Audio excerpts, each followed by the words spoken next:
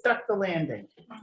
Good afternoon and welcome to the Town of Redington Shores Board of Commissioners and Committee Members Town of Redington Shores Workshop Meeting. Today is Wednesday, October 13, 2021. It is now 2:02 p.m. Please. Pledge allegiance to the flag of the United States of America and to the republic for which it stands, one nation, under God, indivisible, with liberty and justice for all. Mary, will you please call the roll? Commissioner Blackburn, Here. Commissioner Brown, Here. Commissioner Krajewski, Present. Vice Mayor Robinson, Here. Mayor Henderson here, Attorney Usher. Here. Mary, do you also want to note who from our committee is here? We have, it looks like FAC is weighing out everybody. Oh, no, planning and zoning. Planning and zoning. Planning and zoning. I think it's a Steve tie. Baird and Richard Cady. FAC, and I'm sorry, Bert Dickerson from planning and zoning. FAC, Kirby Howell and Chris Henderson. And we also have in attendance Bill Sanders. Bill Sanders from the FAC. Okay, the item we have today under new business is the roundtable discussion with Attorney Eschenfelder. Welcome, Attorney Eschenfelder. First meeting with us. Yay. Thank We're happy to have Let's do you. the wave also. Well, thank you, Mayor, and members of the Town Commission and members of the Town's Advisory Body. I'll just start real quick with a note of who I am. I'm Robert Eschenfelder, and I was born in Wilmington, Delaware, but I got pneumonia like twice in the first year of my life, and so the doctor said you need to get him to a warmer climate, and so I was raised in Pinellas County in Pinellas Park. I went to Sacred Heart in Pinellas Park grade school and Clearwater Central Catholic. So pretty much I've knocked around and probably done some teenage unlawful things on all of your beaches when I when I was in high school, but I think the statute of limitations is passed on that. So I'm the first person on either side of my family tree to get past high school. So, you know, I have that bit of a distinction, and I think it's helped make me be who I am. But I started my career in local government with the city of St. Petersburg in 1994. Went on to work for Manatee County government beginning in the year 2000, rose to become their chief assistant county attorney before going to private practice here with the Trastania firm, which is based in Clearwater. And so I'm really proud to take on the role of your new town attorney after Mr. Denhart's long tenure with you. So today, the mayor wanted me to, number one, just have everybody get to know me but have more of an informal process where I can go over at least my view of records ethics and sunshine. I don't know what you've been trained or whatnot in the past, but just kind of make sure that we're all on the same page on those issues. And then talk about a few transitional things after we're done with that, if that's okay with everybody here. And since we're informal and this is a workshop, please feel free to interrupt me, you know, raise your hand or just, you know, butt in and ask whatever you want to ask as I go along. Deal? You know, I Okay. just want to make sure that everybody in the audience can hear. Is it going through the speaker system? I can't really tell. No, it's not. It's not? Well, can you- Am I on?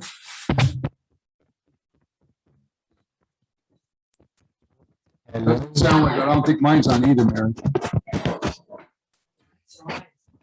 Lights are on. but Hello? nobody's on? No, I don't think anybody's. All right, well, while she's dealing with that technology, I'll go ahead to save time and start going through things. So I want to start with public records. And one of the big things with public records relates to, especially for members of boards and commissions, is the growing use of electronic stuff. You know, I mean, we all have Facebook pages and Twitter accounts, and we love to use the texting feature on our phones and so forth. And all of those things have opened up a lot of communication opportunities for us, but we need to just be cognizant that under the Florida's Public Records Act, if we are discussing town business, either, and a public record is either made or received in the conduct of official business. So you all as elected or appointed officials If a citizen, a resident sends you a tweet or an email or a text message about your function with the town, be it the financial advisory committee or planning and zoning, let's say they're one of your neighbors and they say, you know, I know that you're going to be hearing this zoning request coming up next week. I think this is a stupid, you know, move. Here's why. That's a public record, even though they texted you on it. And so under the law, the courts hold that in that case, if you're using your personal account, you become the agency.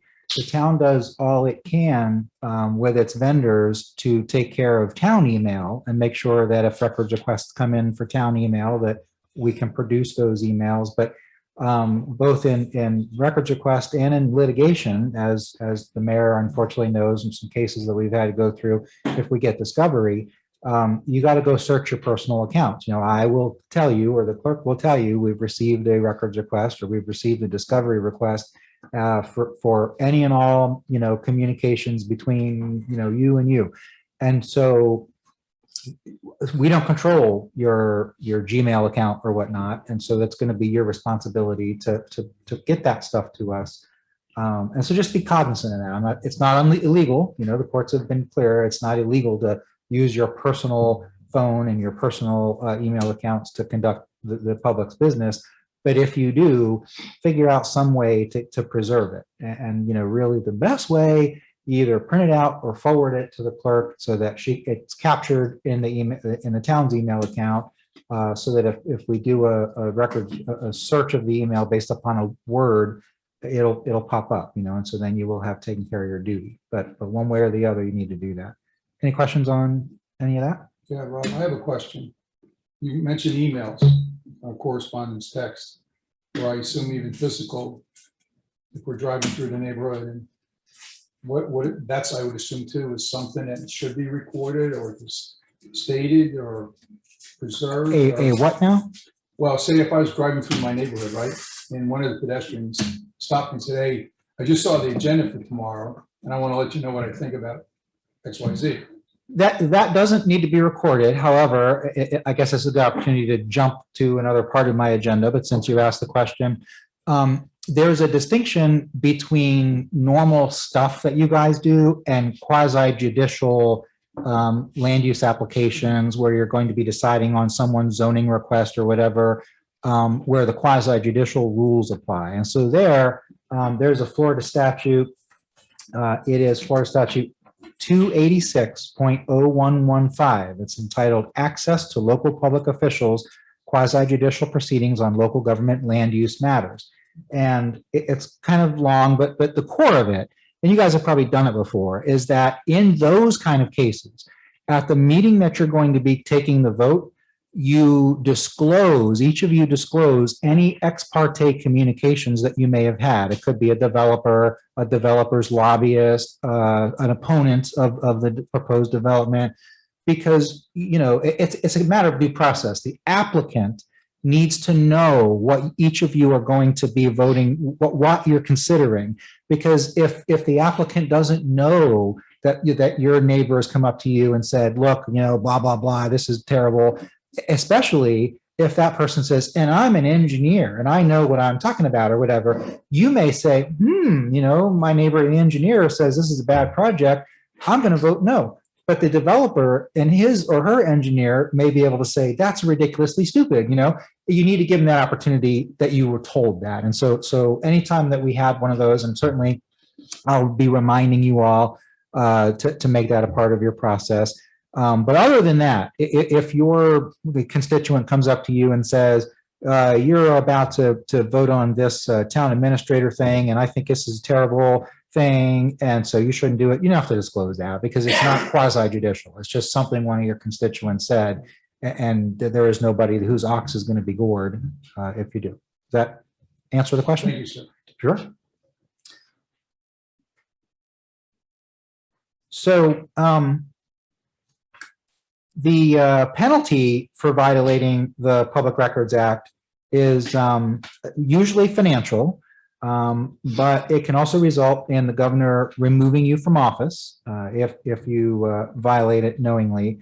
And there also can be, if you do knowingly violate it, the state attorney can file charges and prosecute you on it. So it's very important that that you comply with that. And again, if any of you have public records issues, usually those requests are made to the clerk. The town gets those, and she would be the one reaching out to get whatever records that you had. But if you have any individual questions about what you're doing, what you have done, what you may do, let the clerk know, and either she'll guide you because she's pretty up on this as a good town clerk.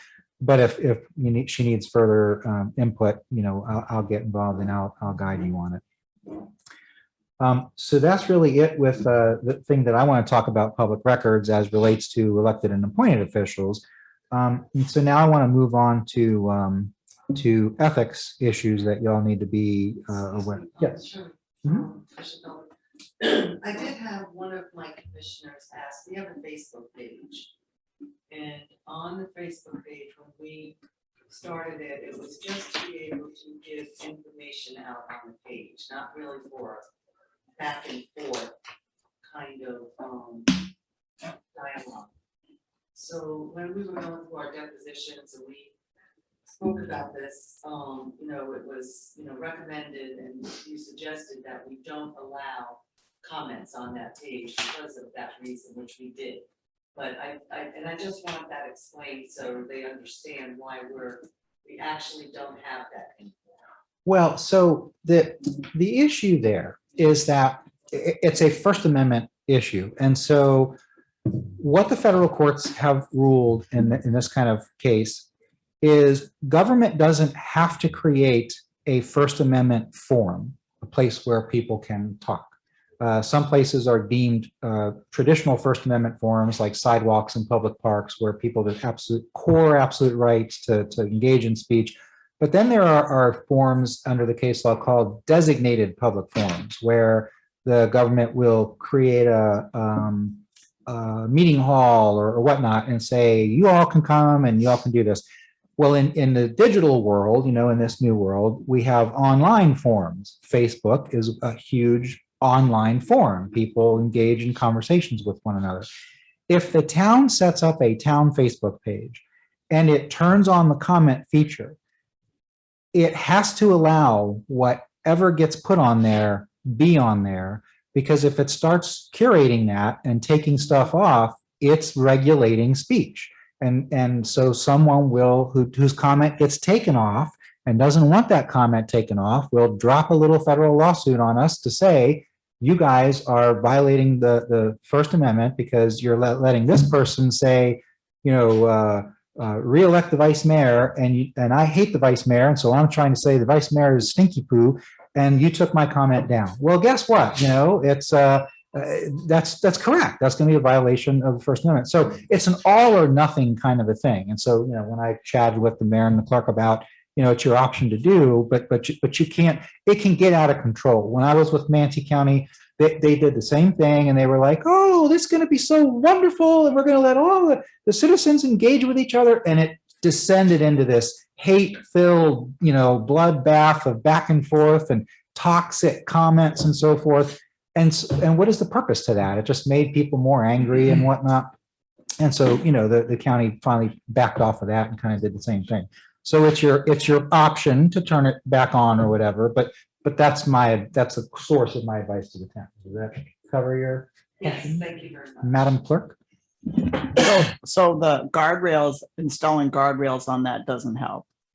Guardrails like no the typical things you would do for a page, no this, no that. Sure. Well, just as with our meetings here, I haven't actually seen whether you guys have like a published board rules or whatnot, but usually there's some decorum, things that we treat each other with respect. And so the courts rule with respect to public meetings that if a person is engaging in personal attacks or obscenity or obstructing the conduct of the public meeting, that the chair of that meeting has the ability to order that person to stop. And if they're not stopped, then law enforcement can remove them. But the difference there is that the theory is that we're conducting the public's business here, and we have an agenda, and we have to get through with our agenda. And so if you come here and you go beyond your 3 minutes or whatever the issue is, we need to move on. So it's not the content of your speech, it's the fact that you're becoming unruly is more the issue. But the Facebook situation, Different. that's not really, we're not conducting business. It's just we've created a public forum. So you can say, don't do those things.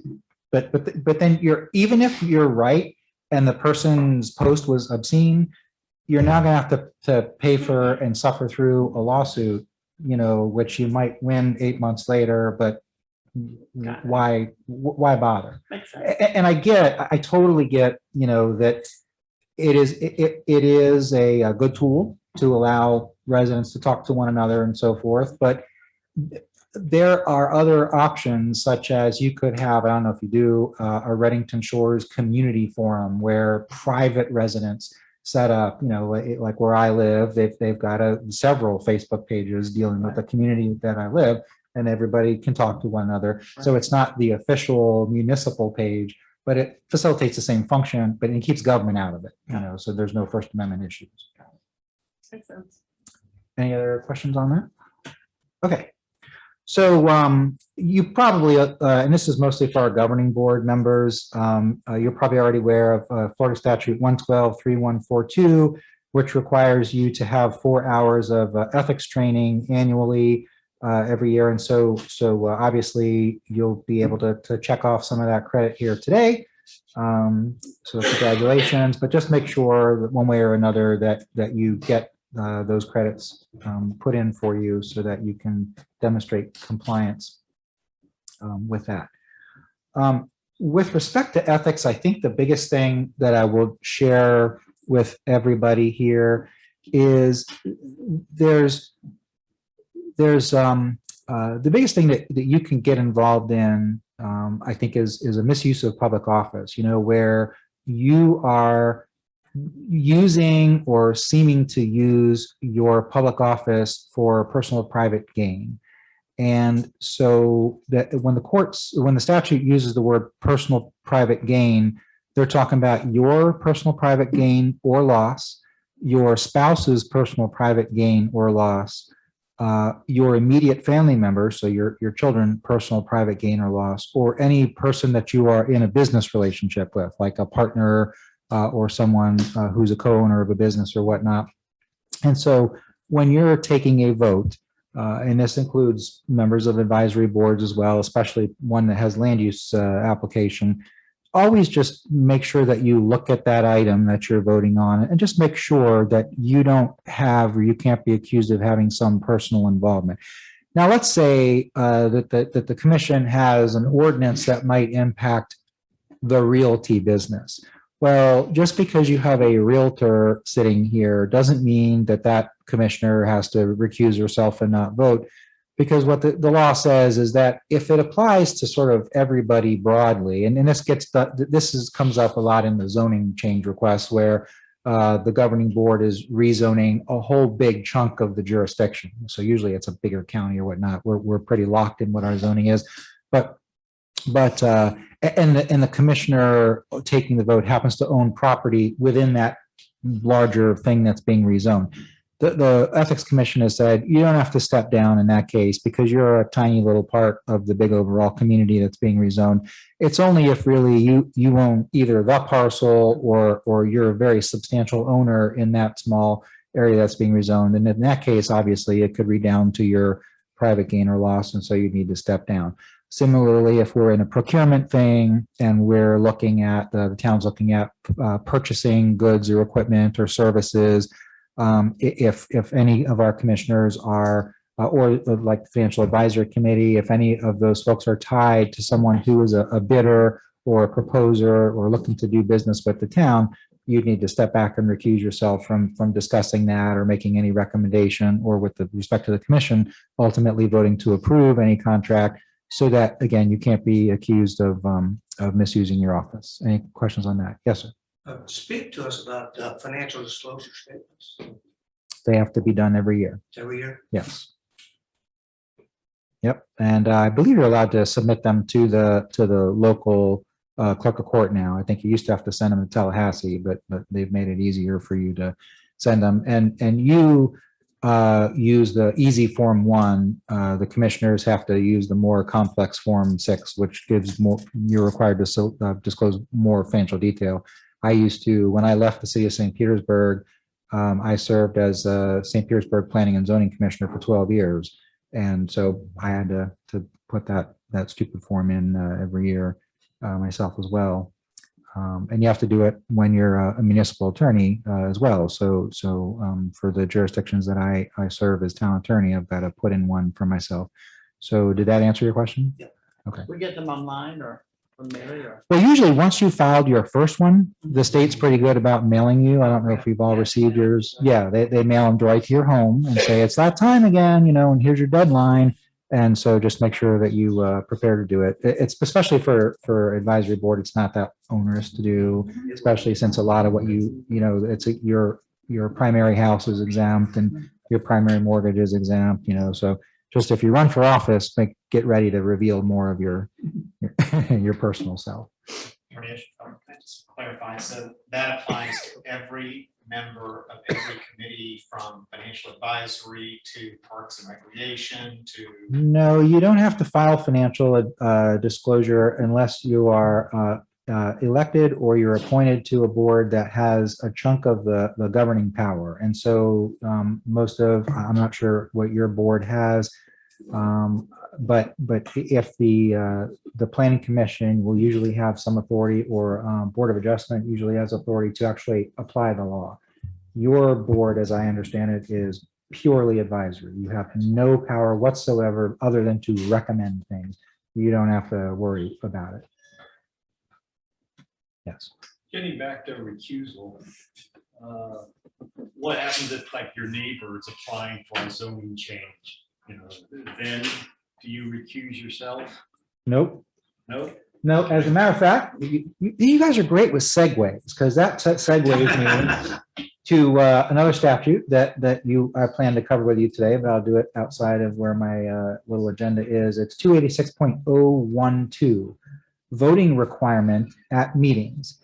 And so what that statute says is that unless you have a conflict of interest, and by conflict of interest, it means the 112, the Florida Code of Ethics for public officers and employees, not just what you feel is a conflict.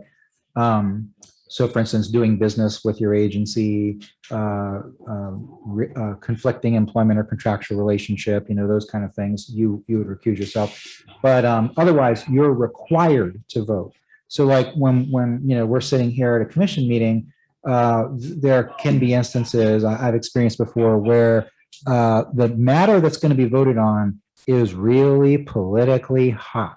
And, elected official may say, I don't really want to vote either way on this, because if I vote yes, I'm going to get eggs thrown on me. And if I vote no, I'm going to get tomatoes thrown on me.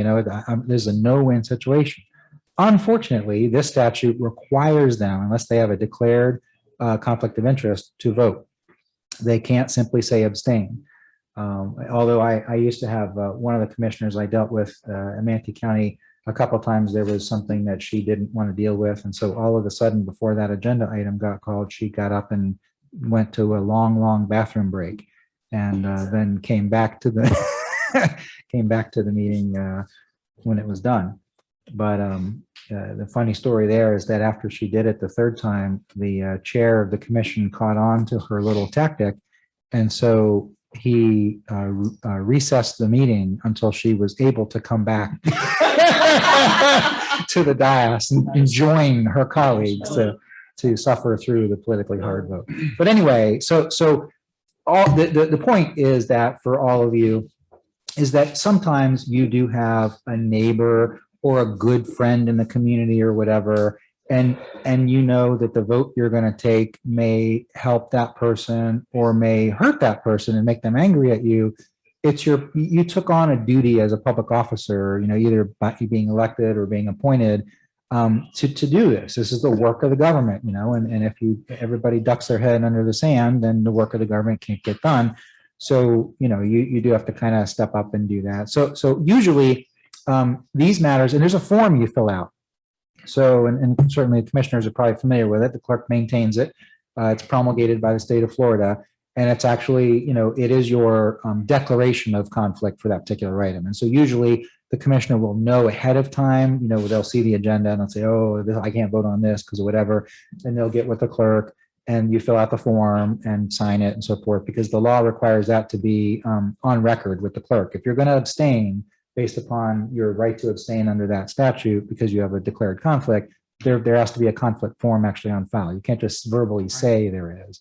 And if you forget to do it before the meeting, you can certainly declare your conflict, but then as soon as the meeting's over, you better get with the clerk and fill it out so that she has that on file. Any other questions on? Yeah, Rob, I got a question for you. Sure.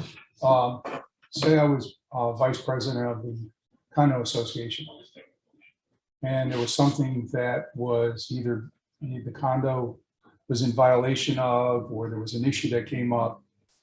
As a commissioner, do I have to file that conflict form if I'm going to abstain from voting because in some way, shape, or form they could come up or would be on an agenda item for something to be voted, and I say a land use change or something else regarding permits or something? Well, depending on the particular case, so always get with me, and it's because I need to know the exact facts, but generically speaking, if let's say the association is looking to rezone its land to parks or whatever, that directly inures to the special private gain or loss of a corporation that you are an officer of.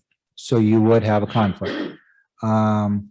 If you guys don't hear code enforcement, but let's just say hypothetically, you had a code enforcement board and you were on the code enforcement board and the condo association had a code violation, same thing, that would inure to the special private gain or loss of the condo association. So since you were on the board of directors, you would have to recuse yourself of that as well. So as a commissioner, then you say, not necessarily on a planning and zoning board, but if we were a commissioner and there was a situation brought before the commission regarding a zoning violation, and I was the vice president or the treasurer or whatever, I would have to abstain. Well, so you said regarding a zoning violation. So if it's just a discussion of it, you can participate in the discussion.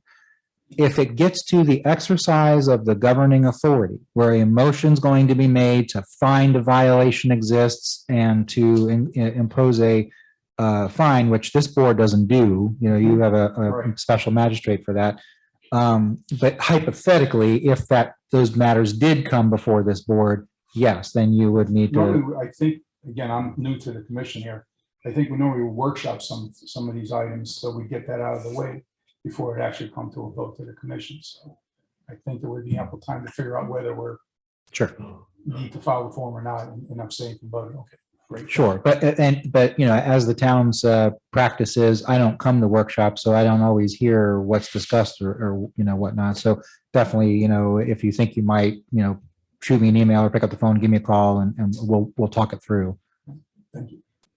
So, Rob, let me ask you kind of a reverse question with regard to recusing oneself or not voting on a topic. You don't have the right as an elected official, if I'm not mistaken, to recuse yourself or to abstain from voting on an issue if you don't have a conflict. The statute that I read to you requires public officials as part of their duty to take a vote unless they have a declared conflict of interest as defined under the Code of Ethics. Yeah. So, for instance, the example of my neighbor wants this zoning change or whatever, and his neighbor is in the audience saying, you better not vote for that because that's your neighbor and it's conflict of interest. No, it's not my property. I don't have no ownership in that property. I don't gain or lose anything by my neighbor rezoning his or her property. And so just because the opposing neighbor is trying to get me to not vote on it because, he's trying to get there to be more no votes than yes votes, that's not a conflict of interest. And that's what part of, in those instances, I will step in and help because, if you get citizens that are in there saying, you've got a conflict of interest, you shouldn't be voting on this. I will, educate the folks that are attending. The law requires the commissioner to vote. The commissioner has no choice in this matter. There is no, statutory conflict of interest. It's a compelled thing. And yeah, I mean, sometimes constituents will just cast aspersions and so forth, but that's part of what, you signed up for, the big bucks to take this job. Thank you. Okay. So ethics, the only other thing I want to cover on ethics, and this again mostly deals with our elected commission because they're the ones that can sort of hand out the most goodies to people with their actions. It is an issue of sort of gift taking and so forth. And so it's very important, that you all review, and you probably all got the ethics little pamphlet, when you got elected office that walk you through that. So just, reread those every once in a while to keep yourself abreast of receiving gifts from folks that are either lobbyists or looking to do business with the town, because private industry, and many of you are in private industry, the goal of private vendors is to get business. That's why they're in business. They want to get new accounts and new orders put in and so forth. And so sometimes how they do that is going around and handing out gifts and trinkets and tickets and all that kind of stuff. And elected officials are not, it's not unheard of that you all get approached with those kind of things. So just always have your antenna up, that if you're getting a gift from someone who isn't Aunt Bertha or whatnot, that's some business out there, that just make sure that the town's not doing business with that entity and doesn't have a likelihood of doing business with that entity. And even if it's not, as you read in your booklets, the statute has a gift reporting requirement anyway, if it's above a certain dollar amount. So just, be cognizant and be aware of those things. Usually the gift thing happens on more the employee level. Had a case once in my employment law world where the manager of the golf, the county had a golf course, 2 golf courses. And so of course they had like a pro shop, and they had a lady who managed the pro shop. And this lady started by ordering clothes for herself and her husband off of the county's clothing account, and so she didn't have to pay taxes. She got free shipping. But then that wasn't enough. She then started accepting the salesperson would every once in a while come by the pro shop and, give sleeves of golf balls or whatever. And so, ethically, you get into these situations where you get too comfortable. And so she emailed the vendor's rep one day and said, instead of you bringing me just random stuff, let me tell you what to bring next time. I would like a pair of golf gloves in this size for myself and my husband's size. And the vendor, the private sector, is like, okay, and I want to keep this account. So you want to, but the county found out about that, and that poor lady lost her career of 20 years because she lost her ethical compass, and so it's real important that you keep, in track of that. And y'all probably are too young to remember, but there was a longtime Panhandle state senator who, after he left the state senate, became a county commissioner up in Escambia, and he decided that it would be a good idea to start taking bribes from developers. And so the bribes were delivered in different ways, and one of the most ingenious ways was that the developer got a crock pot for Christmas and filled the crock pot full of $10,000 in cash, rewrapped the crock pot, brought it to the commissioner, and delivered it to the commissioner.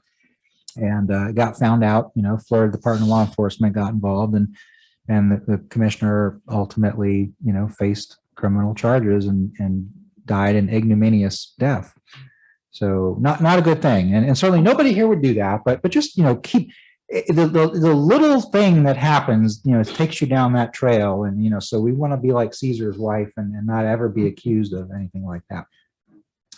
Let me see, ethics, anything else to talk about? No, I think that covers ethics. So I want to touch a bit about whistleblowing. And so, there is a Florida Public Whistleblower Act, and we're a small organization, but we still do deal with vendors, and we still, could have town officials who do something that's unlawful, and any of you, even appointed officials, could, if somebody feels comfortable coming to you and talking, you might end up getting the information. But the Florida statutes, and it's a 112.3187, the Whistleblower Act.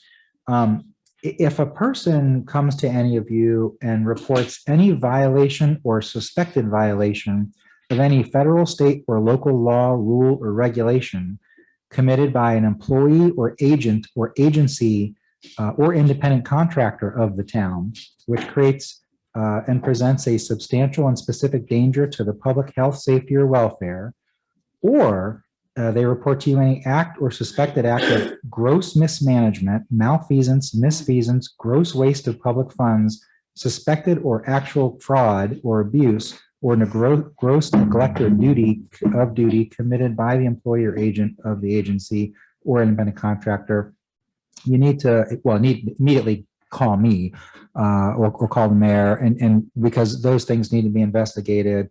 And there are also statutory protections that person may have. If they're one of our employees, of course, they can't be fired or whatnot until we investigate and deal with the situation. But this law also protects our vendors. And so it could come to pass, that one of our vendors, one of our suppliers says, I'm at town hall all the time, dealing with what I'm dealing with. And I happen to discover that, there's financial fraud going on. Let's say I'm a vendor and I work on the computers, and I've now discovered by working on the computers that this kind of thing is occurring, and they bring that forward. Well, the statute protects them as well. Their protection is their contract can't be terminated or whatnot, again, until we're done looking into the matter and investigating it. So if any kind of information like that does come to you, please don't undertake the investigation yourself. It has ramifications. So give me a call and we'll work it through together. So that's whistleblowing.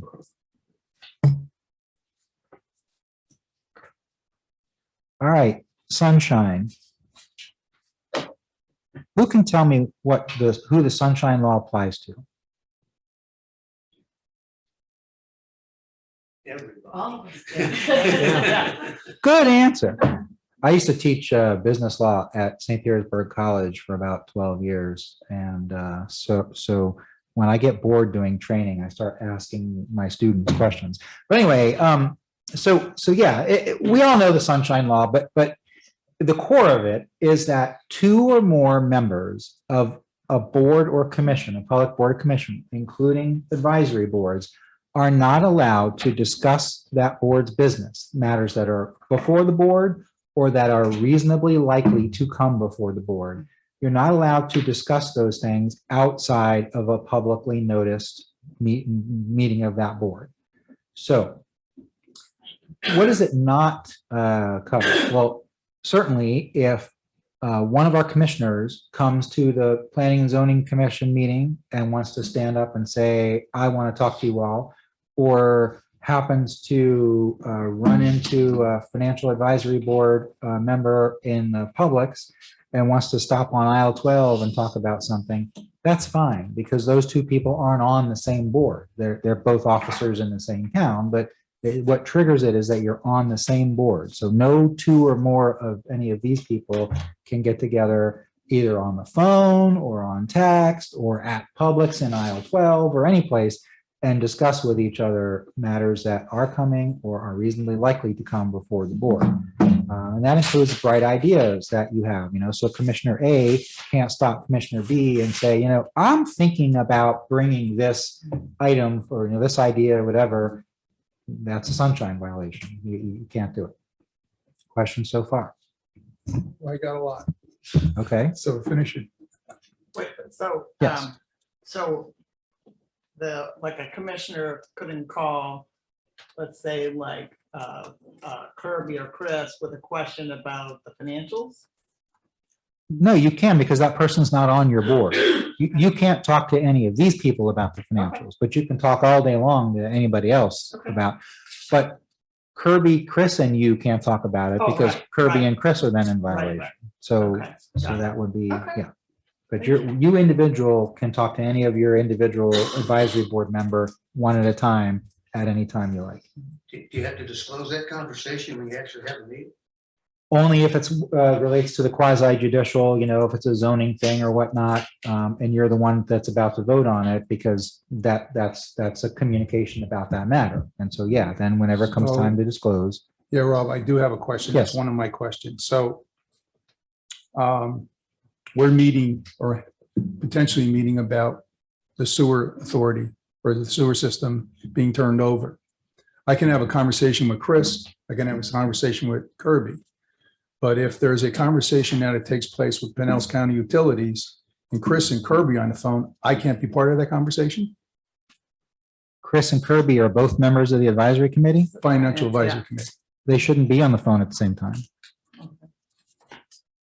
They're not allowed. They're not But I allowed. can be, but You they- can be, and one of them can be, Okay. but you and two of them can't Okay. be, because those Okay. two would be in violation of the sunshine Okay. law.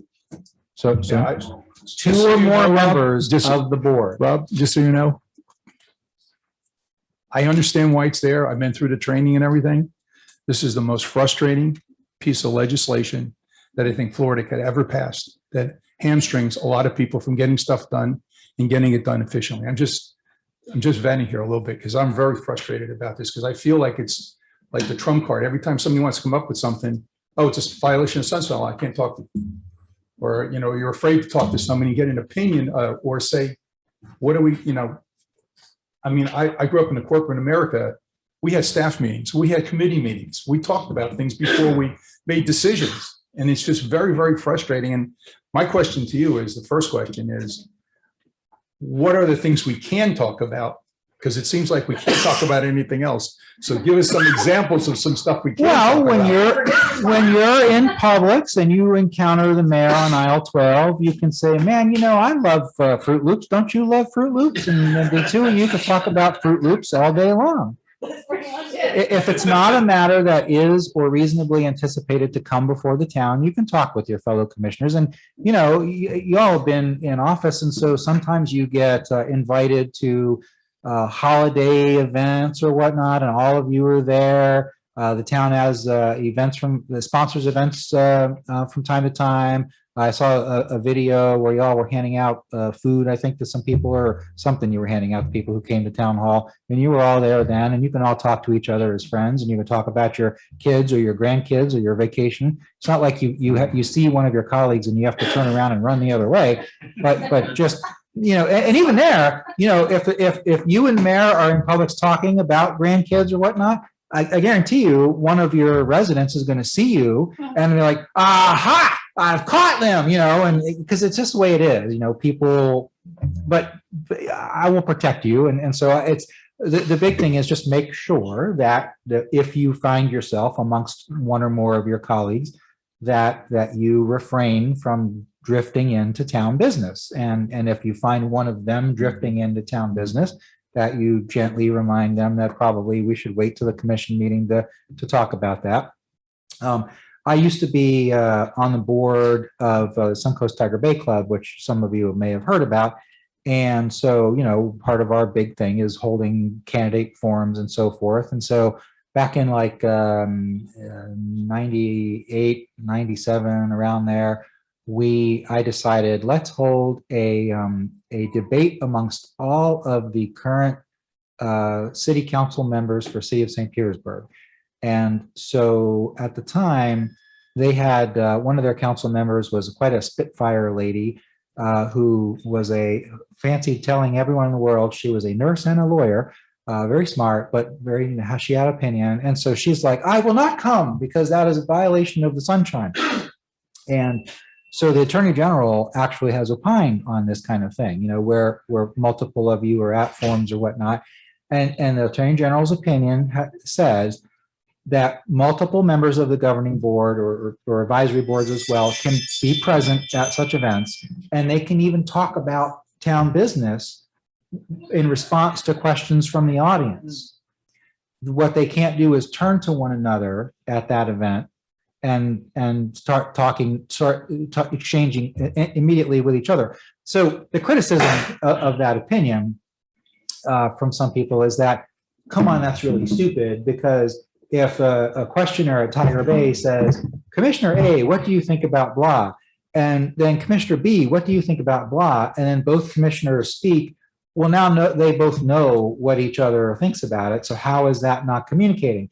And my answer to that is, listen, two of these commissioners can publish letters to the editor and reveal what they feel about a policy, that's coming before the board, or some state policy or some federal policy or whatever. And that's democracy, And so really, truly, the law gets to communicating with each other directly about that. Now, the other thing that you need to be careful about, especially members of the governing board, is using a third person as a conduit. You can't do indirectly what you can't do directly. So, for instance, one of the members of the Financial Advisory Board can't come to me and say, "Hey, Rob, I think that it would be good if we did this particular thing at tomorrow night's Financial Advisory Board meeting. Can you find out if my fellow colleagues think that same way and report back to me?" So then I can't go and survey everybody else and then report back, to the chair and say, yep, they're all good to go, because that's effectively communicating. It's just using me as a conduit. And there's a recent case about 2 or 3 years ago in the appeals courts where the town manager and the town attorney the record showed they did a round robin phone call about whether, it was the town attorney did a round robin phone call to each of the members of the board as to whether the town manager should be fired the next day. And then lo and behold, the next day came and the town manager was fired. And yet supposedly nobody talked to anybody and knew it was going to happen. Yet apparently everybody knew it was going to happen except the town manager. So the appeals court said in that particular case, there was enough evidence to show that it was likely that sunshine had been violated, using the town attorney as a conduit, And so again, it's something that just, I know it's antithetical to your normal, how we communicate with each other, how we get things done, how we build consensus behind the scenes, in the normal private world, in our family lives. But in the public sector, it can. So I want to take that and spin it a little bit differently. A situation arises with one of the town employees, not under my supervision, but say one of the other commissioners. And at some point, there's an issue there where there needs to be some kind of discussion about the performance of that individual. How do we then communicate, or how does that get communicated to the rest of the board? And does that have to be in an open commission meeting, or is that a private, whatever, I can't remember the phrase that's used, the closed door meeting with the commission? How do those things, and I'll call them administrative matters. When things come up, whether it be with an outside accountant, one of our CPAs, or a town official, there's some things there that need to be shared with the commission. And if I'm in town hall that day, I might have overheard that kind of discussion or something, but yet then some action is taken, but then we never really had a commission discussion about it. And that's what I was trying to say about the do's and don'ts. It seems like there has to be some facility or some manner in which the commission gets engaged as a whole, and it's not just one or two individuals making decisions on behalf of the commission that maybe it should have been the commission that had to know about it and then discuss it. And what's the forum for that? Well, and so through the guise of a sunshine question, you've opened up a whole discussion about, how the town operates. And if we have a time when I'm done discussing the law, I did want to talk about some other things, one of which is the transition to the, town administrator kind of thing, because, my initial impression was that that person was going to assume the role of overseeing, counseling, disciplining employees. And so therefore it would be kind of off of all of your shoulders. But then in really reading what you've set up for the agenda doesn't appear that way. And so hopefully we can talk about that. Okay. And so Sorry. if nothing else, I need to. get Sorry about clarity. reading the last chapter in the book. Yeah. So let me back you up if I can, Rob, on your example that you used about committee members not, talking to two of them, but a commissioner being able to do that. We all have oversight over various committees and various functions. So I in particular have responsibility and oversight of the Financial Advisory Committee. Mhm. So because I have oversight of the committee, I'm not a quote committee member. Correct. Can I communicate with one of them individually? Yes. Yeah. Okay. That's That's exactly kind of what I they said. couldn't communicate together, but I could, even though I have oversight over the committee. Right. It's just what I told Commissioner That's the Blackburn, because clarification. you're not members of the same board. So you can talk as an individual commissioner, you can talk to any of your members of your advisory board you want to. They can't talk to each other if they're on the same board, two or more of them. But you can, talk to each of them individually if you want to. If you find three of them at Publix all at once, hopefully they're not talking about town business, you can talk to all three of them at once. It's just they can't start talking to each other in that setting unless it's a public meeting. And So- in the conduit conversation you had, carrying that a bit further, that if I have a conversation with Chris, I'm not communicating that communication in a private conversation back to You should, Sherber, you're another member of the right, committee. you shouldn't be. Now, Yeah. you certainly can. And like when I was at Manatee County, we always used to have the county commission meetings were on Tuesday, I think. And so on that Friday or the Monday before, the county attorney and the county administrator would go around and sit with each of the individual commissioners in their offices one at a time to go over the agenda. And so part of that was to help explain to them what was coming up, because usually those agendas were huge, thick. But then also we did hear if there was concerns or whatnot from a particular commissioner, or they wanted something tweaked or changed before the meeting, so we can go back and do that. That's not inappropriate. That's not polling the board, so to speak, because we're briefing each of them. What we aren't allowed to do in that setting is once we get done with Commissioner 1, then we go into the office of Commissioner 2 and tell Commissioner 2 what Commissioner 1 had to say. That's indirectly communicating. So we would get the information, but we couldn't share it with the other commissioners. And sometimes, the commissioner would even ask, so what does everybody else think? And I'm like, sorry, can't tell you that. But that's how that goes. Did that answer your question? Yes, thank you. Okay. Yeah, so Rob, I'm sorry, on that related matter of finance, say there was something coming up or like the annual budget for the town. And he's there, Michael's there because he chairs the group.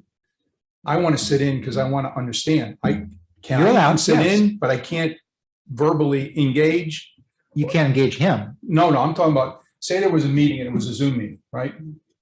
Michael's on the call, Chris, Kirby, and the other members are on the call. Right. I decide I'm going to dial into that Zoom call. Yes. Can I do that first of all? Yes. And can I participate Yes. even though Michael's there? Yes. Okay. There's an attorney general opinion on that too. Okay.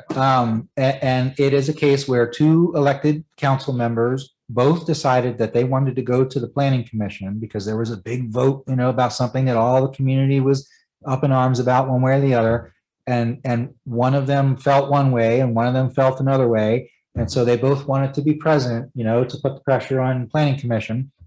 And so that was brought to the attorney general, and the attorney general's opinion was if one of them stood up at the planning commission podium and addressed the planning commission and sat down, and then the other council member stood up and addressed the planning commission and then sat down, that's not a sunshine violation. Okay. Both of them are entitled to be there. They didn't talk to each other. Yeah, Okay. it's the same example as All right. So the it's Tiger Bay. basically it's open forum kind of thing. So it kind of puts up that wall, if you will, right? Yeah, so it really doesn't matter what setting you're in as much as it matters. Don't talk to one of your colleagues about town business. That's, if you remember nothing else about sunshine, you just remember that. So let me carry that just a little bit further. Sure. Okay. So all of our meetings of planning and zoning, meetings of the FAC, meetings of our committees are all they're all publicized. Mhm. They're all noticed properly. So because it's a public noticed meeting and anybody can join those calls Mhm. or come to those meetings, am I still precluded from talking with another commissioner if it's an open meeting? Yes, because it's not a noticed meeting of the commission. Okay, It's All a right. noticed meeting of the Financial Advisory Great. Board or P and Z. So citizens who may be inclined to care what you all will say to each other, but not so inclined to care, no offense, what, the advisory board is going to say, they may not show up because they know I'm going to hold my fire till I come to the commission. Well, if you all treat, it's a noticed meeting. I mean, if you take that logic, I could go, you all could go Yeah. to the St. Pete City Council meeting and say, well, we're going to talk to each other here because it's a noticed meeting. No, it's got to be a noticed meeting of your board. thank you. Sure. Now, are you talking about all subjects like organizational discussions? Like, we need to have a meeting in November. I'm talking to another FAC member. That's gotta be okay, then. Yeah, I mean, technically, theoretically, it's still a violation, but it's never going to be pursued. Like I saw, one of our other clients last week, their Parks Board chair decided that they needed to have a meeting about an RFP that I was working on. And the chair, who's a citizen volunteer, shot out an email to her fellow board members who are also citizen volunteers saying, we need to have a meeting, so the attorney can come talk to us about this RFP. What's all your availability? And they engaged in that. I was watching to see if they descended into substantive discussion, but they didn't. So that sort of purely logistical thing of, are you free tomorrow or whatever? No, I'm not. Yes, I am. Can you meet next week on this? Yes, I can. I don't care about that. The law's not going to care about that. But don't talk about substance of what's going to come before you. So If I just before you talk, just to follow on that, the normal, how I like to see it as a best practice is that staff from the clerk's office is always the liaison for all of the different boards and commissions. And they are really the ones that are supposed to be scheduling all of your meetings, surveying you all about what your availability is. So it all feeds through the clerk's office and back out to you. I really, having the volunteer chair do all of that is the less desirable way to do it, because you can slip up and descend into topical discussion. So, not to put extra work on the clerk who's looking at me with a frowning face. I think that's the preferable way to do it with your volunteer boards and commissions, so that y'all are free of even an accusation of that. So Sorry. to follow up on that, because I know what committee chairs want to do is they not only want to, schedule the meeting, but they also want to solicit agenda items. Okay, so, we're going to have a meeting on such date, do you have items that you think should come before the committee? You're saying that having Mary do that makes that all a little bit cleaner.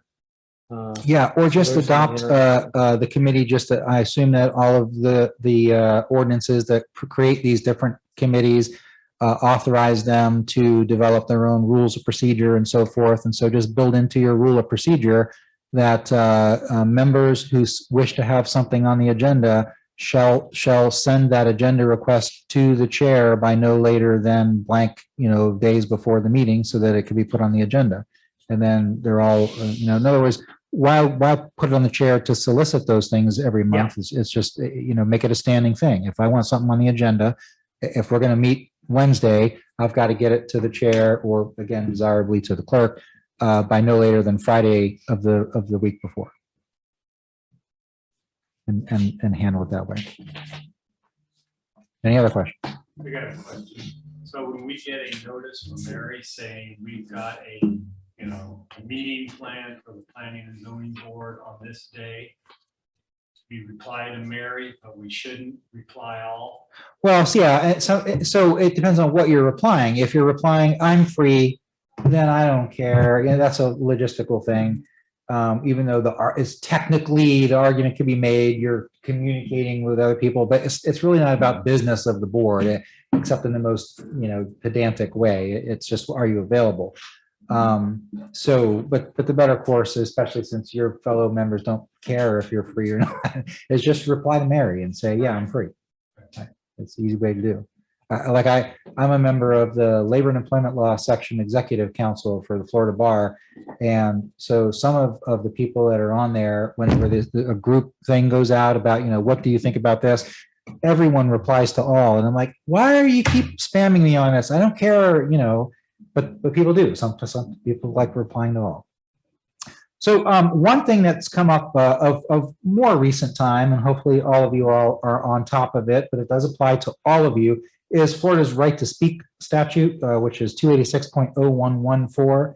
And basically it says that before you take a vote on any item that's before you, even advisory votes that you're just giving advice to the town commission, you have to call for public comment on that and allow public comment on that. And this law came about because a powerful state senator back in like 2014 or so, I think, his son was an attorney and was came to a local government board to try to do something on behalf of a client. And the local governing board said, we don't want to hear from you. There's no right for you to speak. This isn't a public hearing item. We're just making a decision here. And so shut up and sit down. And so, of course, because his daddy was a state senator, he went back and told daddy, they wouldn't let me talk. And so daddy said, that shouldn't be allowed. And daddy filed a bill, which is now 286.0114.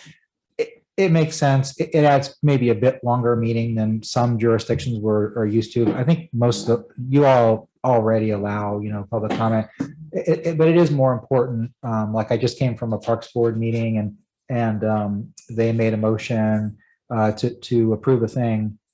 And I had to remind the chair to open it up to citizen comments in case any of the two people sitting in the audience wanted to talk about it. The minutes need to reflect, and again, that's what the clerk is for, to make sure the minutes reflect that you do that. But just make sure that you do that, because the penalty for that is that the person can file a lawsuit and recover their attorney fees. If you any of you who are chairing those meetings don't do that, and obviously we don't want to cost the town any of that money. So That brings up the point. We have attendees that are board members. Should I ask if they'd like to ask any questions? well, we're not voting on anything. I know, but I didn't know, since we asked them, I didn't know if we wanted to ask people online if they had any questions about. Well, something. some of them, and Attorney Eschenfelder, they were not able to make it, so they wanted to participate via Zoom, so some of them might have questions like Right. The audience here, so I didn't know. committee members in the audience. Well, so for members of the Zoom audience, since I can't see you or anything, feel free to just, I assume that they can talk and we can hear them. Yes, Mayor Henderson will ask if anybody has any questions Yeah. of you. Yeah, you guys can raise your hand if you have a question at any time during this thing. Yeah, just feel free to interrupt me And then because just put your hand up and all. I can't see, And just the board. Yes, just the board members. because we're not voting on No, anything. no, So, I just, since you brought that up, I see all of these committee members here, so. so if Mr. Kenny is on the line, he can't talk. He's not. Yes. Well, clarification there as far as materiality or past events. So let's say that we use Parks and Rec because I'm not associated with that. So Parks and Rec, they get together and make a recommendation about purchase new swing sets. They present that recommendation to the commissioners. They approve that. They put the new swing sets in. 6 months down the road, the two Parks and Rec committee members are at Publix from each other at aisle 12. One can say to the other, boy, my child was playing on the new park swing and they're great, they're awesome, right? So that was the best thing that this committee has done.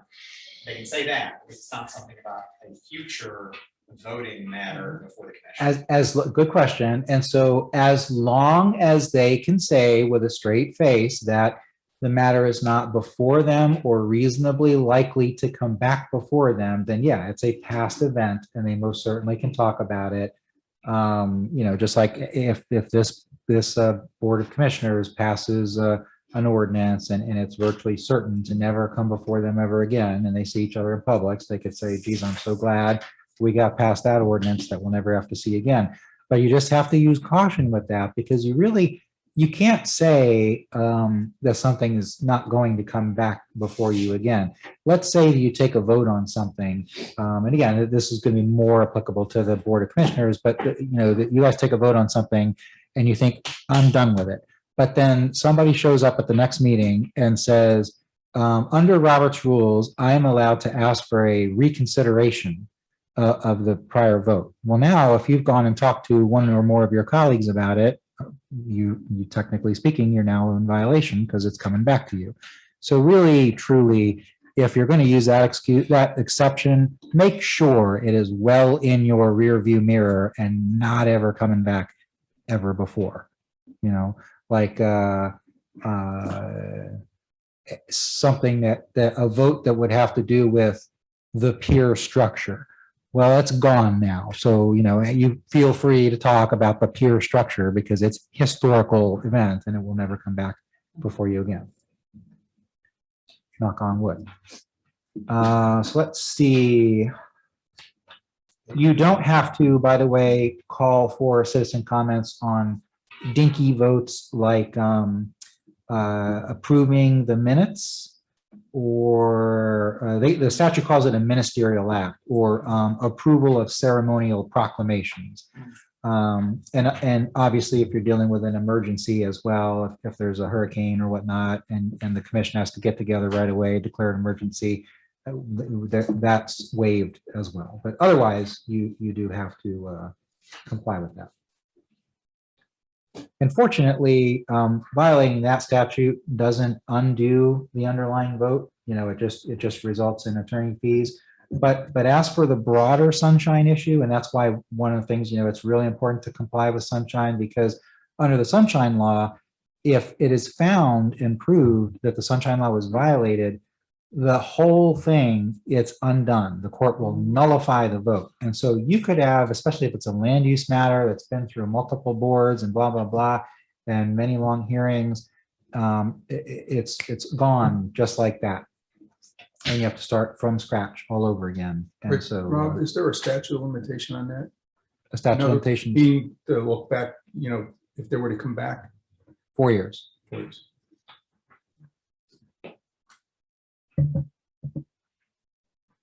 So wanted to make you aware of, I don't know if you've ever been talked to about this or not, but Florida Statute 111.07, which is called Defense of Civil Actions Against Public Officers, Employees, or Agents.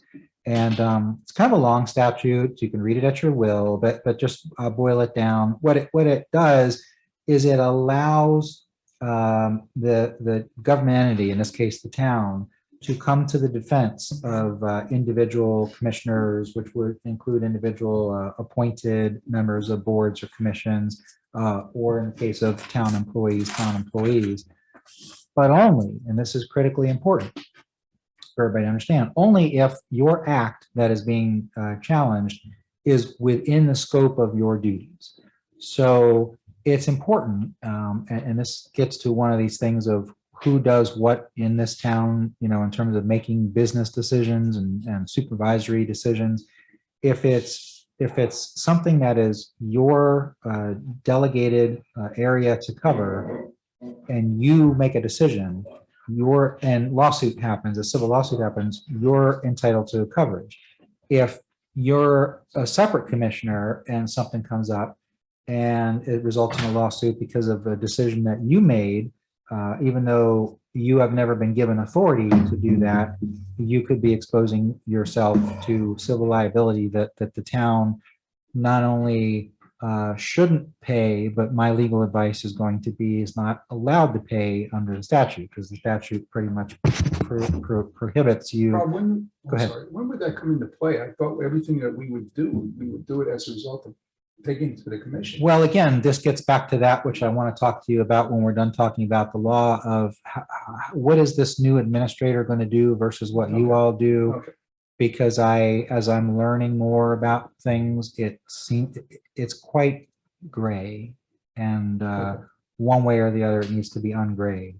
So let's put a pin in that, and when we get done with the law stuff here, hopefully we'll have time as a commission to talk about that. Then the volunteer folks can stay or go if they so desire. But I want to make you aware of that statute. It doesn't cover criminal charges. And so if you are charged by the state attorney for something that you did as a commissioner, you will be, sort of obligated to pay your own fees there. Again, hopefully none of you ever find yourself in that situation.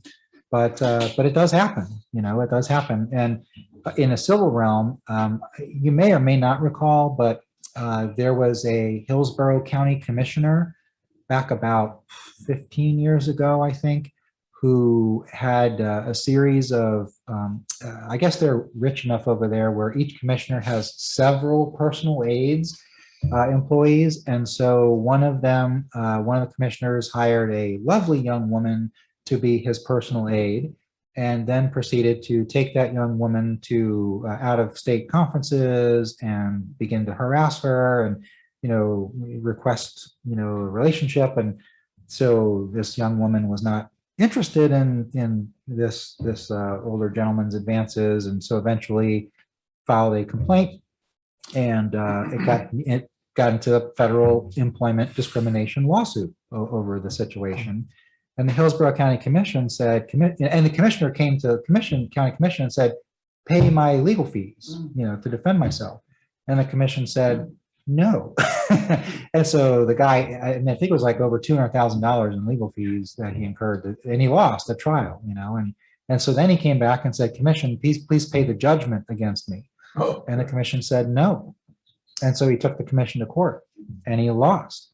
And so, very expensive, and he didn't get reelected, so there's that. But and so the touchstone of talking about this with you all is just make sure that what you do as a public official, you do in the course and scope of your duties. So certainly voting on policy, that's very clear. You're protected. There's a thing called legislative immunity. Even things that you say while you're sitting up here acting as a legislator, you have a large amount of immunity for, although don't, disparage our people in the audience, but you have broad protection there. And if you do decide, and at least as you've written stuff, it seems like you've decided to keep a direct managerial control over things as individual commissioners, it's really, really, really important that you exercise those administrative powers, only those that you've expressly been given. Because if you go in and you do something that results in civil litigation in an area that you have not been told to be involved in, then you might not get your fees paid. And if there's a judgment that results, you might not get your judgment paid. Okay.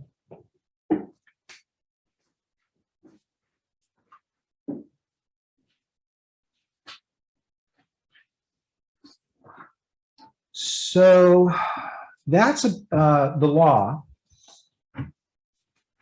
And that's what I really want to talk to everybody about.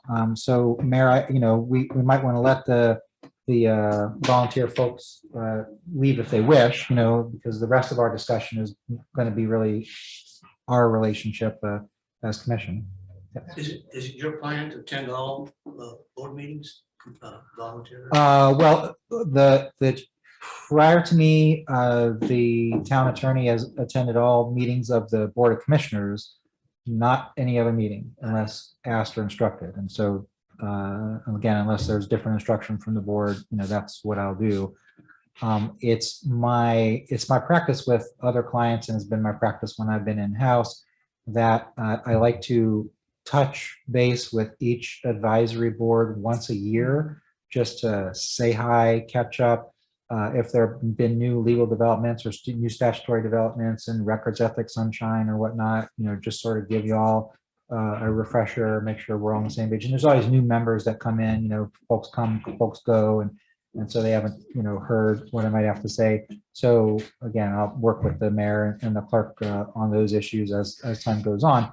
But unless required or desired, I won't be at your meetings. Now, your board, because it occasionally deals with things that are quasi judicial or whatnot, it might be necessary for me to be there to make sure that you guys do everything that you need to do the right way and you make the right motion and so forth. But when you do more legislative stuff like recommending code changes and stuff, unless I'm asked to be there, I won't be there. Anything else? All right, thank you Thank all. you all for attending. You are free to go. More safe. We've already had people drop off the call. So. Was this showing in the county commission and the attorney? Or did anybody? Oh, okay. Yeah, it's public. It's just the rest of what we have to talk about is really more. Yeah, they not involved. Thank you all for coming. Thanks. Thank you, thank you, attendees.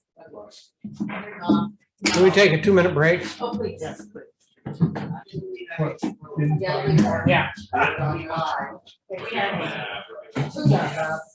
man. I got a message from a friend of mine in California. Gas, 5:15. What do you think? That works. Okay. Money for you. Yeah, money. Someone should play that. Yeah. Yeah. Agenda? Set the bar. I just wanted to tell you all. That I had, he's gonna. Serrano's gonna match whatever he put in. So you paid an attorney fee that has overhead built in, and yet And you you covered have his. Mr. Almost like whom set the bar already at 200. Oh, my God. Nice. Years. Yeah. One of yours. Oh.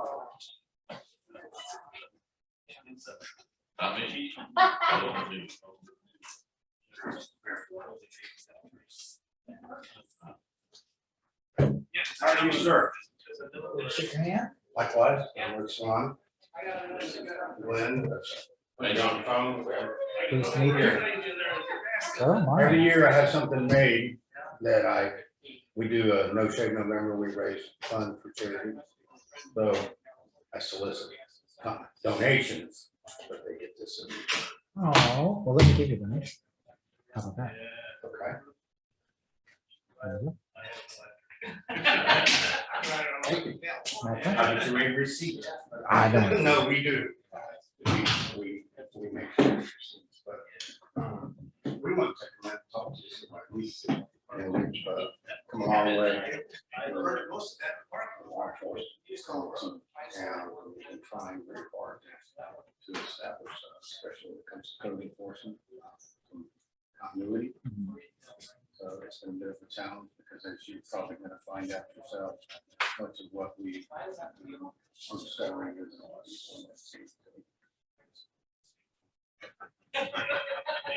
Well, we're gonna talk about. So I'm actually leaving. But we're working with both boards, both community, get on the same page, things like the bicycle on the beach.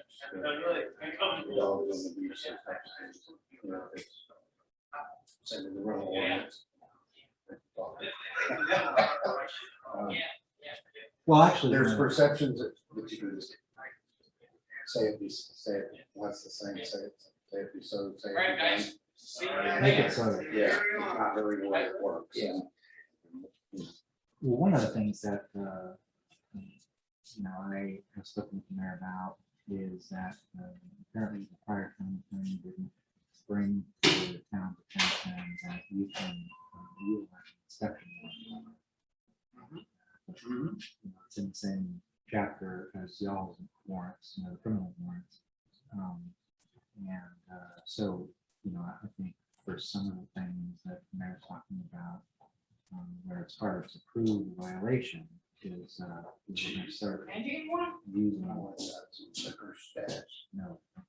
Thank you. That's good. We're gonna start using inspection warrants. Thank you. Okay. So- And we are very committed to doing, trying to do what our town is doing here. update and make sure that the whole generation is very vacation for anybody. But we all have challenging citizens as you, And every community does. you know, you got indoctrinated to.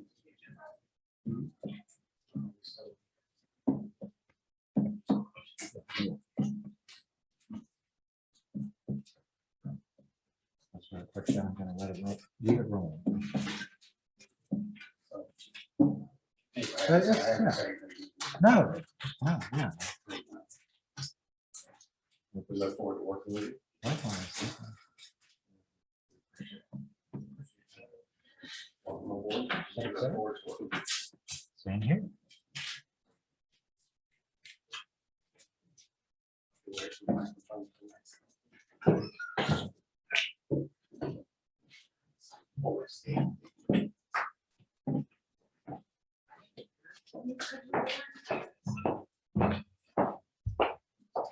Mary.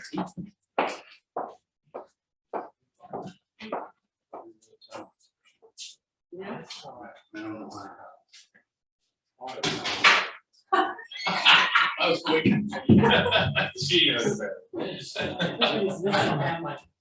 I don't have my phone. I was just looking at the. Let's see your 4 o'clock agenda first. Oh, I know. It's right after, She said- reports, acceptance of the. Oh. Big and bold.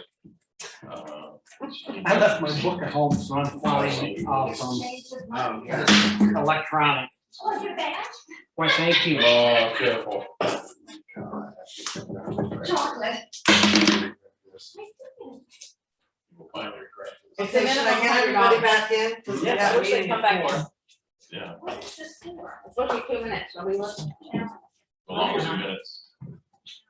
Generally, I think it's still long 2 minutes. I got a text from up in California. Gas in Santa Monica, $5.15. Ours went way up. Wait, what did my other one look like? Oh, it's both sides.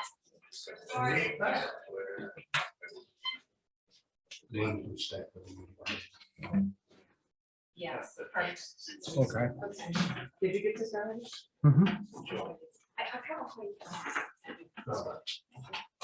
Is this I got- already in I got, no, I got, Slow. I got one with, my name on it and a pin, so I can put it on my. It's kind of, I'm kind of glad because I hate shape. I really hate shape. And it's white. We're done here. So. You got his name on it? I'm feeling my elevated seat. I'm not. I'm gonna get myself. We're good, all right. I know you can do it, but I'm gonna-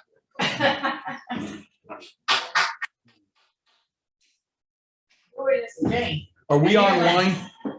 Yes. So when I told you about the challenge. Huh? Very cool. How much is it, you know? Is whatever we do, what we do 10. We won't do that. Oh, no. No. Thank you. Mhm. We're off to a good start, eating caps. Oh, is that why you're stubble? No idea. It's good, That right? hurts, man. I thought you- That hurts. Take me a week to get this far. It's been a week. All right. We are back. Continue on, Attorney Yeshua. Thank you, Mayor, Commissioners. So one of the first, I've got 1, 2, 3, 4 different things to talk about that are more this transition that we're going through to new town attorney. And the first one is the use of me. And so I just want to make sure and get you guys to talk as a group here in the sunshine when you're allowed as to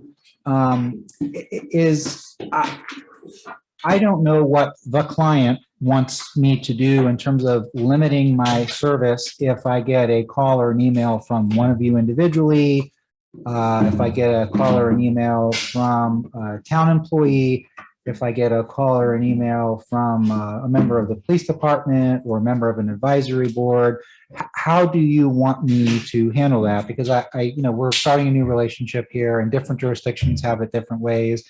But I don't want to spend 25 minutes on the phone with the chief, and then when you guys get the monthly bill, say, why did you talk to the chief without me saying you could, kind of thing. So if y'all Right, could well, give me. I think, we're used to the retainer, so we just pick up the phone and we call.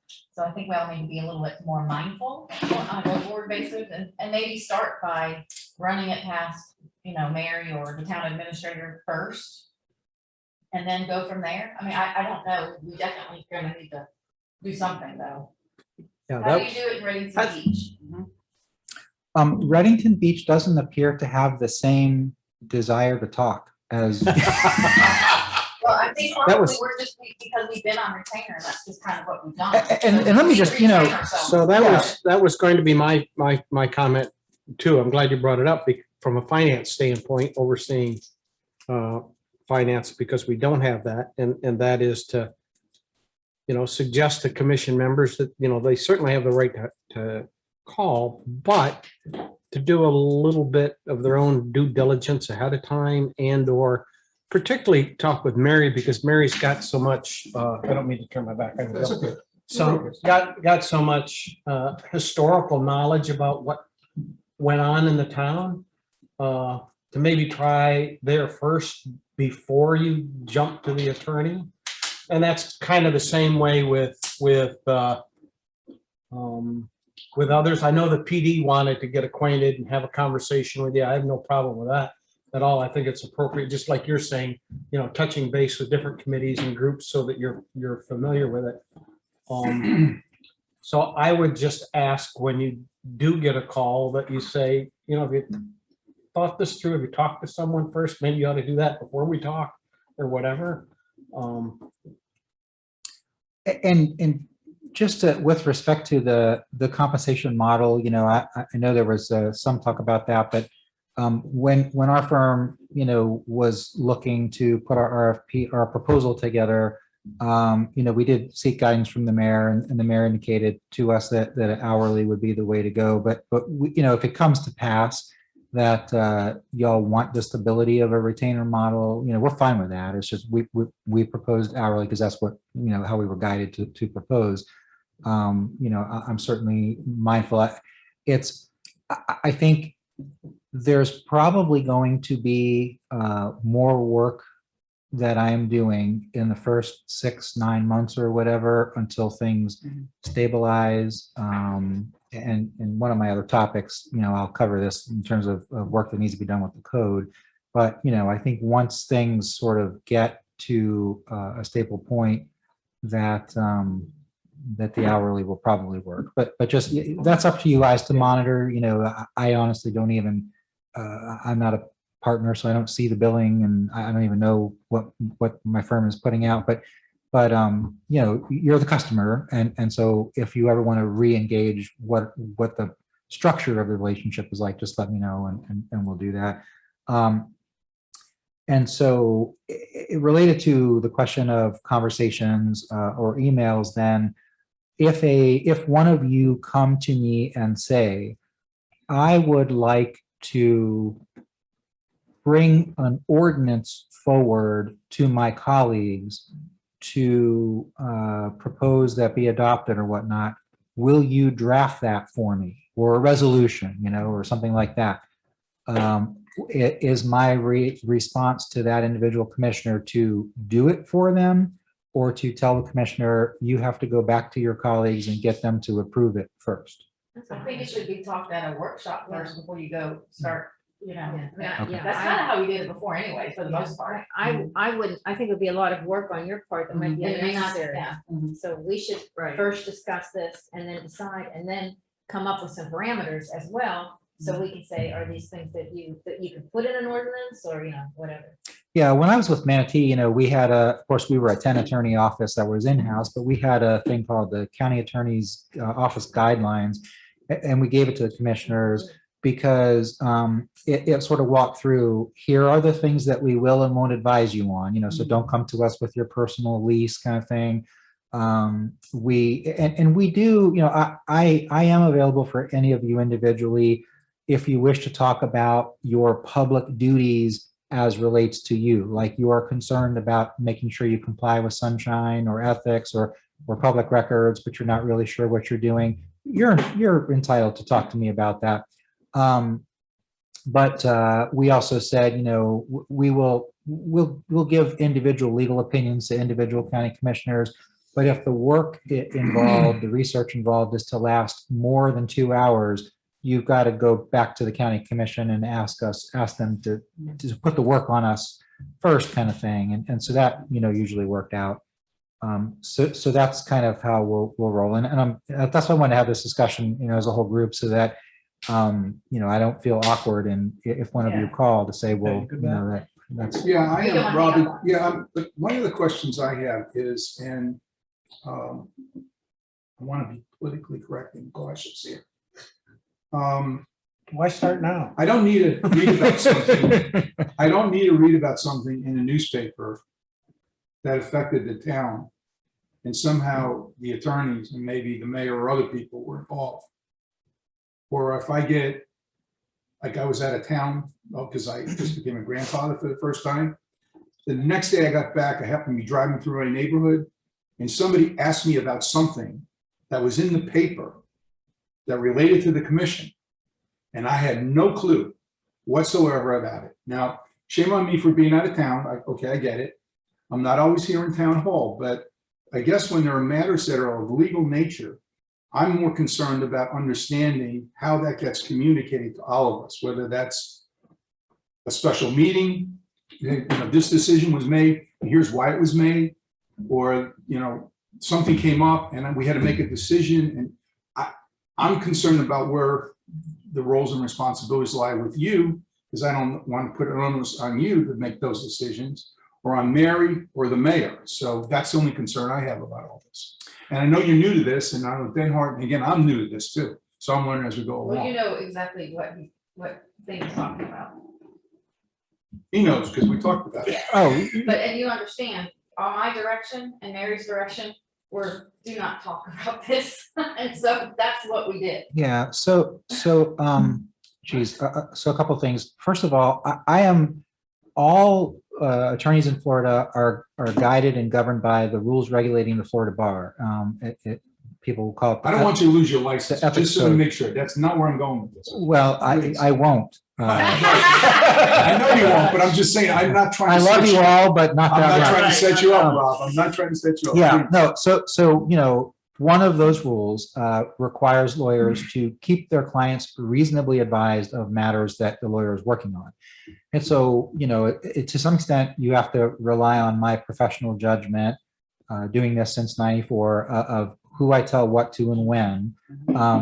Certainly, outcomes of litigation, where a case is won or a case is dismissed or whatnot, or we win summary judgment, that will be an email to all of you at the same time. Okay. And as soon as I know, you'll know. And we've had recently one of our cases, I think Mrs. Music is on the phone, and she dismissed one of her cases against the town. And so as soon as I learned of that, I communicated that to you all, and because you need to know, Right. in case a reporter calls, or just to know, because that's town business. With respect to active ongoing litigation, I may choose to call you and have a telephonic conversation to alert you to a development that, for whatever litigation reason, I prefer not to put in writing. Again, I'm not going to be counting votes or trying to take each of your opinions, in terms of pulling the board, because that would be a potential sunshine violation. But I sometimes will choose to let you know telephonically, because as the mayor painfully knows, and sitting through depositions and so forth, you get asked to provide any and all records of correspondence, and so if it's in writing, then it gets handed over, and so sometimes I will choose to communicate verbally. The law does allow the governing boards to meet outside of the sunshine in really only two cases. One is to talk about union contract negotiations, and you don't have a union here.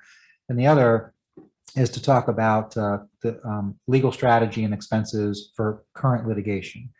And so you know, there could come a time where, and there's a statutory process, you know, I would have to read an announcement at an open public meeting that I am requesting, you know, a shade meeting, let's call it a shade meeting with you all to talk about this litigation. And then we would move into the shade meeting, and a court reporter would be here. It's required to be court reported.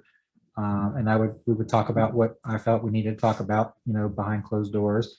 But even there, you need to understand that the law says that once that litigation is done, that court reporter's transcript has to be transcribed and published. And so, you know, you can't, you know, have a free for all and say whatever comes to your mind, you know, because it'll eventually be read by everybody. So I try not to do that all that frequently. I find I generally have a good sense of where my board is in terms of what they want me to do, you know, in terms of the defense. My style of litigation is I'll assess pretty early on if I feel we're going to win or we're going to lose. And if I feel we're going to lose, you know, I will try to find the best resolution where it could be settled or whatnot. But, you know, if I feel that there's a strong case, I'm a believer in a vigorous defense, because if you don't put up a vigorous defense, then you simply encourage more lawsuits to be brought against you because the plaintiff bar gets a signal that you're going to settle. And I know that, you know, our other guest on the line that had a different litigation against us, you know, the case was settled, and some of you weren't overwhelmingly happy about that, but that was an insured case. And under your insurance policy, that the league has a red button clause or whatever you want to call it, that, look, we will let you think that you have a say in this, you know, and we will ask what your opinion is. But at the end of the day, we're the ones who have to pay the money out of our reserve. And so if our adjuster decides that it's time to pull the plug, our adjuster alone gets to make that call. And that's what happened in this case. No, I understand. Yeah, Got that down. I'm just, I guess what I'm saying is, again, attorney-client privilege, don't want to violate that. Don't want to lose, you know, or set you up somehow, lose your license or that. I'm just trying to understand at what point do we get to know something, or, and again, obviously if it's not real, I'm not a party to it, then I'm probably not going to know about it, right? Okay, and I get that. But if it involves something related to the town, I'm trying to understand where that kind of line is drawn about what we can talk about, whether it's a shade meeting or not, or what we can be informed about. Well, versus that having to wait till necessarily the end. Again, understanding attorney-client privilege and all that goes with a lawsuit or whatever the case may be. So that was the only concern I had. Yeah, well, and if you're talking about the litigation that got settled, I didn't handle that litigation. One of my colleagues did. And so I have no idea, you know, how the outcome was communicated to the commission. And all I can tell you is that to the extent I'm now going to be involved in any litigation, at the moment I learn about something, I will immediately turn around and publish, to put it in an email to all of you at once, copying the clerk, that this is the outcome of this litigation. Either that, you know, the adjuster required it to be settled, and so it is going to be settled, or, you know, we have won, I just got the order from the court, or whatever it is. And because, you know, you are my client and you deserve to know that, and you're a political entity, and so you deserve to know that, hopefully in advance of newspaper reporters, so that when the reporter calls you and wants a quote from the elected official, you'll be able to reasonably speak to it. Now, there could be other matters that are of legal import to the town. Let's say there's a investigation of some type, you know, there's a corruption investigation or something like that. Yeah. That's not litigation. You know, my job is to protect the town's legal interests as well as I can. And so sometimes in advising the mayor and the clerk, I will advise restraint on what is said, because that might harm the investigation. You know, let's say this isn't going to happen, but let's say one of you get accused of embezzlement or something. I am not going to put anything in writing that talks about that because, you know, law enforcement may be involved or whatever. Right. So Sure. you just have to, again, trust my professional judgment on that. And then with respect to other things that might occur that you feel you want to be alerted to, those are really the only things that are really core legal issues. And if I have something to say, you know, on a policy matter, I will email all of you on that or have a conversation. I'll ask to be at a workshop, you know, and talk to you about something that I want to talk about so we could all talk about it once. And then the rest of it is more administrative things. And really that is for you guys to discuss with your mayor and your clerk and come to the same page on what your mayor and your clerk reveal to you, because I don't, you know, I might advise the mayor and the clerk, you know, I wouldn't publish this yet. I wouldn't put this out there yet because X, Y, and Z, but ultimately it's going to be your sitting mayor and your sitting clerk who make those decisions, because that's kind of what their role is. Or again, this new administrator person when that person comes on board. So I hate that that's not a completely black and white answer for you. It's But- fair. You're being very fair, it's a new relationship. You know, what happened in the past happened in the past. I'm just trying to understand what the ground rules are and what the operating rules are going forward. Okay, so then my next topic is going to be the current town code. And so, you know, again, because I didn't want to bill you for it, just self-executing, I haven't really sat down and read your entire town code, but I have just in working with the town on individual litigation matters and so forth, and a few things that came up since October 1st. It is apparent to me that a lot of your code hasn't been touched in a long while.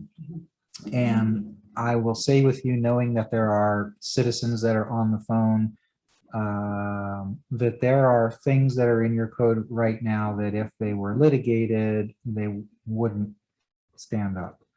And I'll leave it at that. But so I wanted to talk with you about how proactive do you wish me to be in terms of bringing forward recommended revisions to your code? I can speak a little bit to that because we had put in our budget to have a legal review of our code this year. So I also strongly believe that our code needs reviewed. There's every so many years it should be. It has not had a legal review for well over 15 years, to my knowledge, when I did my research. And Mary, it might even be longer. It might be longer than that. So I want to say, from my perspective, and from my working with the code, with a lot of the building issues, I would welcome your involvement and maybe ask for your recommendation as to what we think the purpose is to move forward. I think we have like $8,000 in our budget for Muni Code's legal review. It was not there's different levels of review of codes. We've had an organizational review in the past, which I think maybe was like 5 years ago. And then according to Muni Code, they thought we had some sort of organizational review of our code.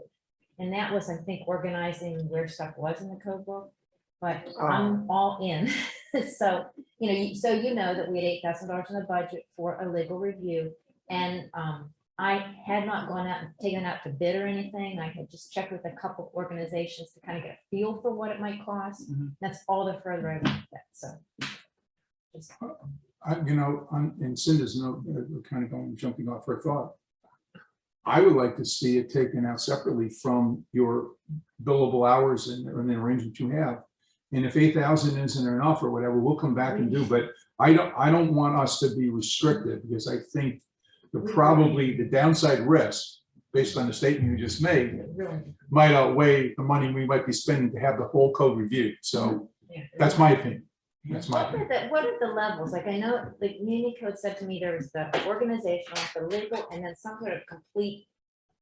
I don't even know what Muni Code is talking about. I mean, Okay. Muni Code is a codification service. It simply And takes they what have you. an arm. They had a branch of their practice group that does this, but anyway, so I yield to you.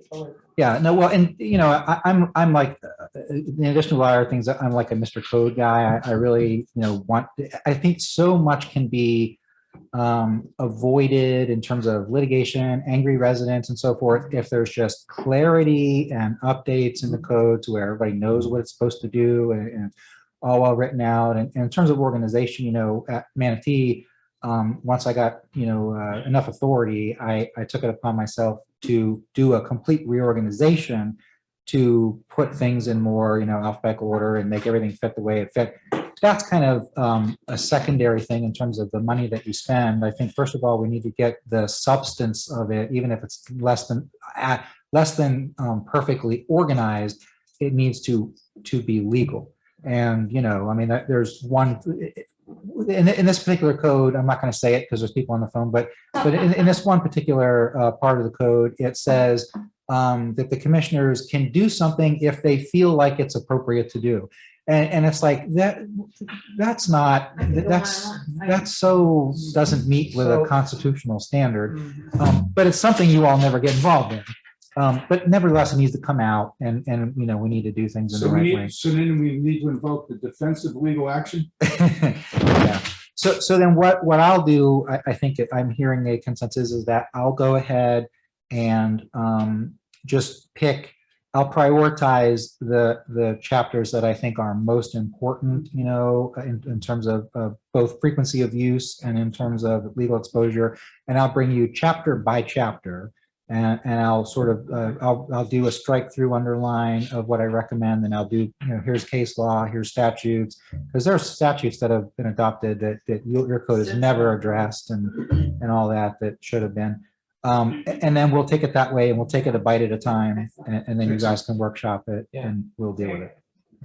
So I'd hold off on spending any money on the muni code business. Right, I think this is All right, really better than. So we know that, within legal Yeah, services and within what we set aside for this, we can move forward. And when as you move forward and we see, what's being done and understand more what needs to be done, we can allocate additional resources to it.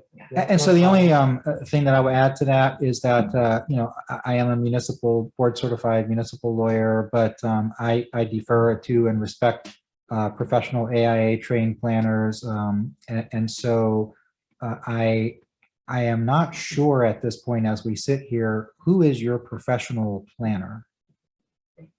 We've used Dave Healy.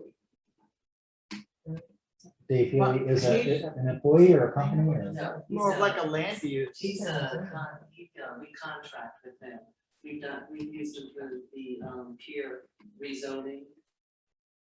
Well, I just suggest to you that while I'm looking at all of your police power code, you probably should, and I know you have an interlocal with Forward Pinellas that, they're a good resource, or Dave Healy if he's qualified. Wait, But- interlocal, what's it again? Interlocal agreement, Forward Pinellas, Forward Pinellas, that, and so they have an interlocal agreement, I think with all the municipalities where they will perform that kind of work, and maybe get them at some point to start a project. Review? To- Review the code? To your land use code, Oh, okay. because there are land use principles that aren't necessarily purely a legal issue, but that still, are best practices for zoning and so Okay. forth. And so that's something that you might look at. I'm going to look at that chapter with respect to any purely legal things or things that the statutes require, but how things are properly zoned is something that really I will defer to the planner on. So then moving on to the transition to administrator. So I wanted to understand, because again, when I first heard you were doing this, my impression was that this person would sort of step in as the administrative person to handle and manage and make decisions and approve expenditures that have been budgeted by you all, and do hiring, firing, discipline, all of that. But then as I see how it's been written up, that's not necessarily the case. So one, I just want to double check and make sure, what level of authority do you anticipate ceding to the administrator, if any? I see that as you described it, as the case. Now, I think that where it comes to employee decisions, hiring and firing, I would almost describe it as a relationship between the president and Senate. The president has the right to appoint and take actions, and some of those appointments, it's with the approval of the Senate. I would expect that. To hire, but not to fire. Yeah. Well, more like to recommend, right? Like this is who I'm nominating and bringing. Yeah, I don't- before you. I don't expect that if we're finding ourselves in opposition with the administrator with regard to employee actions, Regard to and what? employee actions, hiring, firing, or that sort of thing, if that's brought to us and we're finding ourselves in complete opposition with the administrator, I think the next person that leaves is the administrator. I think that we got a responsibility to the town. I expect that person to manage the town staff, manage the affairs for the town. And if they do that appropriately, great. If they, it's on them. I'm not going to replace that administrator's responsibility to manage the town and its employees and affairs. I'm not going to take that monkey off their back, so to speak. So usually when and I apologize because I haven't been involved in all your prior Yeah. discussions. I know you've discussed Yeah. this over and over, but I need to know Yeah. what's about to happen. So in my world, especially as an employment lawyer, when you're talking about manage, a subordinate will less fear and less respect and less obey a manager who has no power to do anything to them. And so I wonder if you're setting up this administrator for, I don't want to say failure, but a real challenge by coming into an organization and having no real authority. And so there's the employee issue where you're putting the administrator in a position of having to come to the commission and at a public open meeting, air dirty laundry about why this person shouldn't be with the organization anymore. Go ahead. Well, could we use that shape? No, you cannot. Oh, No. okay, so going back to Michael, I'm kind of in the same boat with Michael as far as this is concerned. And I'm looking at bullet 3 under the essential functions. And it reads, recommends the hiring, discipline, removal, performance evaluation, promotion, and other related personal matters to the Board of Commissioners. So what Is you're that too saying, broad? Is that too broad of a statement? I'm fine with recommending a hire, but in terms of disciplining, counseling, evaluating, and ultimately removing, I think that if you're going to hire a professional, qualified administrator, and you're going to hold that person to account and accountability, you've got to let that person run the ship the way he or she needs to run the ship. And that includes making personnel changes when they need to make them. And again, as one of you said earlier, if they're making those changes and you feel that they're making bad decisions, then that administrator is going to go, Sure. but it creates a real difficult thing. And in employment lawsuit world, the decision maker is going to get sued. And so if you all step out of the decision maker role and the administrator is the decision maker and a lawsuit comes, you're out of it. You don't have to be deposed. You don't have to. So Go ahead. related to this, and before I got on the commission, I was part of the HR or personnel group. We rewrote a lot. Of course, we didn't have an administrator at the time, but there are certain, and I don't have, unfortunately, that document, and I'm too old, my brain doesn't work, so I remember what we put in there about where the responsibility lies for the hiring, firing, if you will. But I'm just sensing here too, that we might have to revisit that also. Yes. Once we come up with this job description or finalize this job description, because there is another document out there, just so you know, since you're sort of new, I just want you to be aware there was a lot of time spent on that and they did an excellent job, but there might be some areas there too, where even though this says what it says here in the job description, it might conflict with what might be stated too. in that. Well, and it conflicts with the ordinance and Yeah, because the ordinance is very clear that the administrator will have no authority Right. to Exactly. terminate or discipline. And But it's your recommendation that we need to pull ourselves out of that situation. Okay. Yes. And especially, and please understand, as your lawyer, I don't want to drive policy or anything. But I need to give the benefit of my experience and advice, and then you guys do what you're going to do. And I really feel if I were the person accepting this job, I would really feel behind the 8 ball because you're telling me, okay, here's the keys to town hall, and do what you need to do. But you have no power to do it. You, as you've written it, they're not even allowed to authorize spending more than $1,000. Okay.